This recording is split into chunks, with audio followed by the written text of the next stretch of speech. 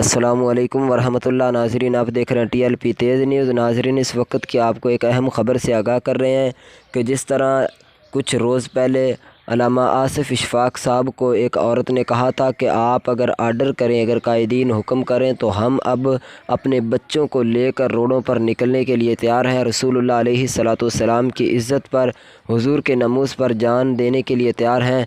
तो अभी तक मरकज़ की तरफ से कोई ऐलान नहीं हुआ, लेकिन औरतें जो है वो अपने हाथों में कतबे पकड़ कर और उस पर जो है वो साद रिज़वी को रिहा करो ये लिखा हुआ कतबा पकड़कर अपना एहतजाज जो है वो रिकॉर्ड कराना शुरू होगी।